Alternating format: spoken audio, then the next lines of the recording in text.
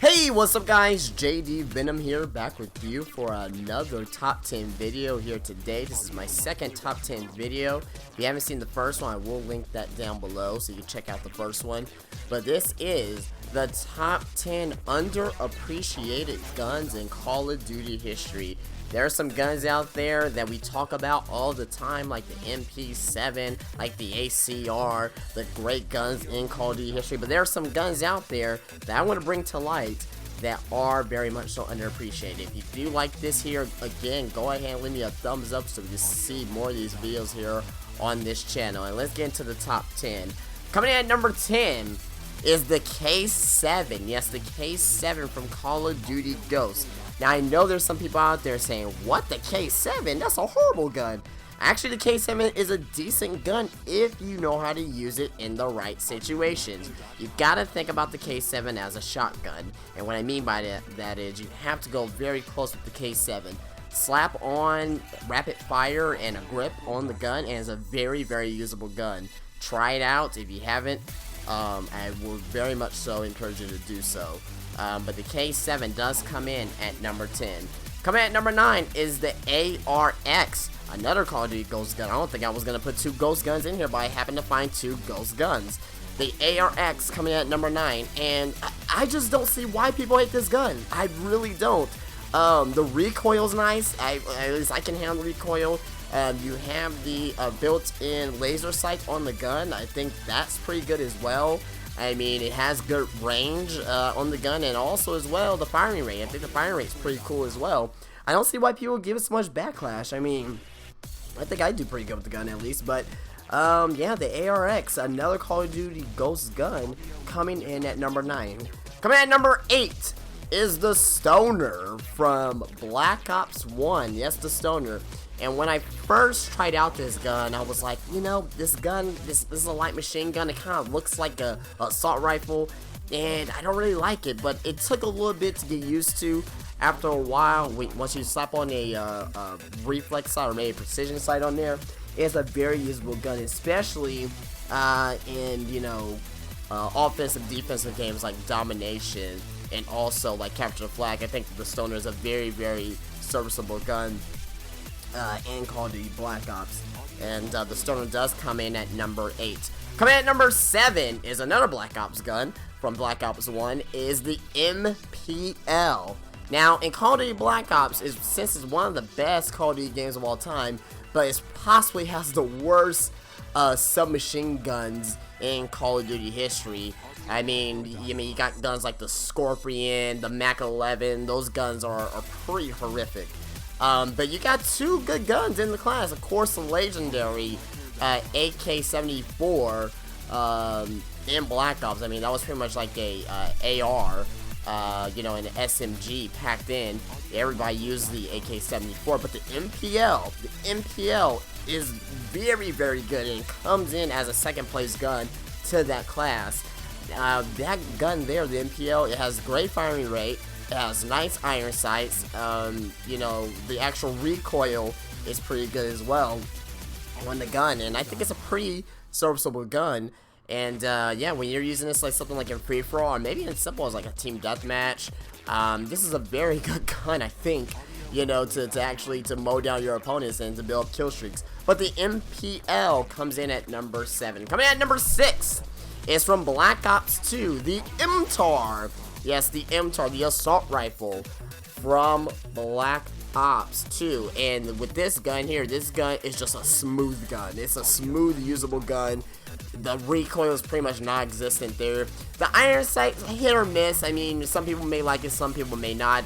Me personally, I don't really like the iron sights. I would rather have a optical sight on there, even though you're seeing gameplay with iron sights. But the MTAR is a very underrated gun, Black Ops 2. I mean, it's not, like I said, it's not one of the best in there, but I think it's very much so underappreciated because of the fact that you can do a lot of work with this gun, get easy kill streaks with this gun. I mean, there was one time I was using the MTAR, and I believe I was on Nuketown, and you know, I got 60 plus kills with the gun. I mean, that probably doesn't sound like a lot, but I mean, when some people don't even use this gun here, that's a lot for a gun like the MTAR. But the MTAR does come in at number 6. Coming in at number 5 And we're gonna go all the way back, and this is the only sniper rifle that I actually like in Call of Duty history.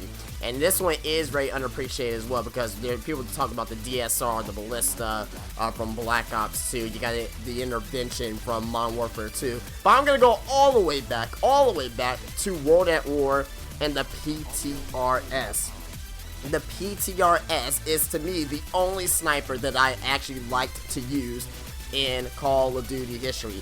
I mean, I'm not a sniper, I'm more of a running gunner, but the PTRS, whenever I am playing World at War, this is probably one of my favorite guns to use, just because of the fact that it sounds like a cannon, just the fact that it just rips people's arms and legs off when you shoot somebody, and also as well because it's easy to use. When you hit somebody with the PTRS, it's pretty much a one-shot kill almost every time, and no one really talks about the PTRS as one of the best sniper rifles of all time in Call of Duty history. I mean, there's some people out there that do talk about the PTRS, some of the old Call of Duty players like me, but if you start playing Call of Duty probably since like Black Ops 1, not too many people know about the PTRS, and this should be a very respected sniper rifle, but that does come in at number 5.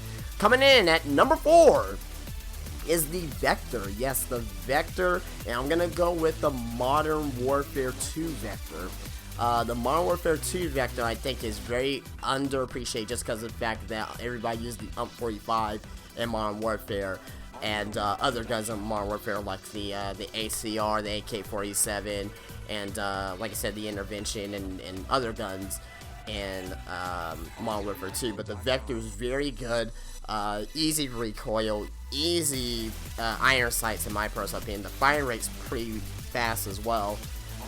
It's just a solid gun. It's just a solid gun overall. I don't really have much to say about it, but yeah, the Vector comes in at number 4. Coming in at number 3 is the AK-74U, and I'm not talking about the one from Black Ops, because that's the one that everybody loves to play with. I'm gonna go back to the original Modern Warfare, the AK-74U.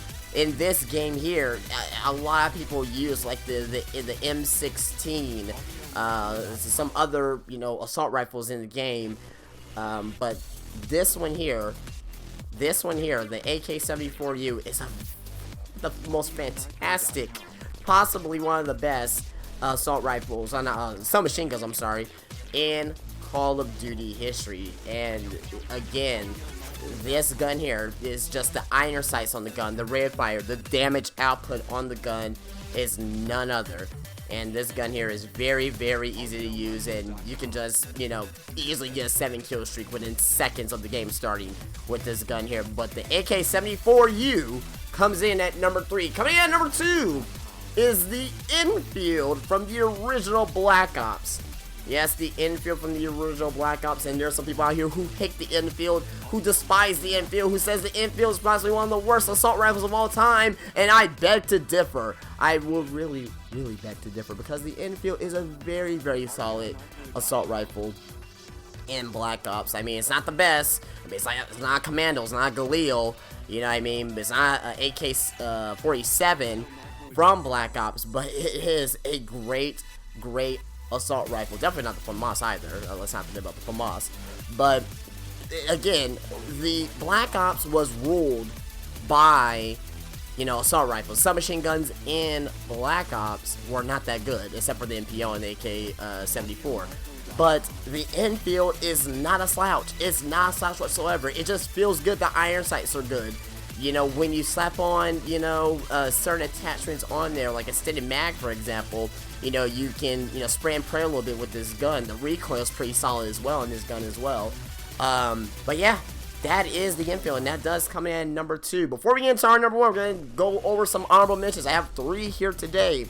I have 2 submachine gun, well, not submachine guns, but machine pistols from Modern Warfare 2. I'm going to be talking about the TMP and the G18. Yes, they're both very underrated. Now, not so much as the G18. I know everybody knows about the G18 and the ankle bows and what you can do with the G18, but the TMP, that gun there, that is a very serviceable gun as well, because it does put a lot of damage output, and it has a very nice firing rate on those guns. But coming in at our second and third, actually, the third honorable mention is the Type 100 from World at War. Type 100 submachine gun. This one here, pretty damn beast. I mean, I know this is a zombies gun too, known as the bootlegger. I believe it's in Shadows of Evil, actually, if I'm not mistaken. But nevertheless, though, the Type 100 is a very good gun, and that is our third honorable mention. But coming in at number 1 in our countdown for the most underappreciated gun in Call of Duty history is the P90 from Call of Duty, like any of the Modern Warfares. I'm focusing on Modern Warfare 1 and 2. Modern Warfare 3, it was a good gun too, but I'm really particularly talking about Modern Warfare 1 and 2. The P90, possibly one of the best submachine guns in Call of Duty history. Possibly a top 5, and no one talks about it.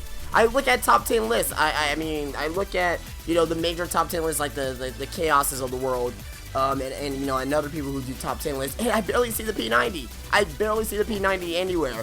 And the P90 has a huge clip, first of all. Second of all, it has fantastic firing rate. The iron sights are not that bad. The recoil is pretty damn good on this gun. Close quarters, no one has a damn chance on you with this gun.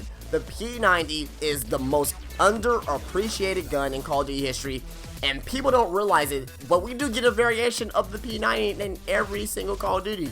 Think about it. Think about the way that you reload the clip. If you look at the P90 and you compare it to other guns, the PDW from Black Ops 2, you have the Weevil from Black Ops 3. So, is that a coincidence? No, it's not, because that is directly, in my personal opinion, that is directly from the P90. Alright, guys, well, I am going to go and get out of here. If you guys like this video, definitely leave me a thumbs up, subscribe, drop a comment, follow me on Twitter, and like the Facebook page, and tell me what is your top 10 most underappreciated guns in Call of Duty history, or what is your most underappreciated gun in Call of Duty history. I would love to know, guys. But you guys have a great day.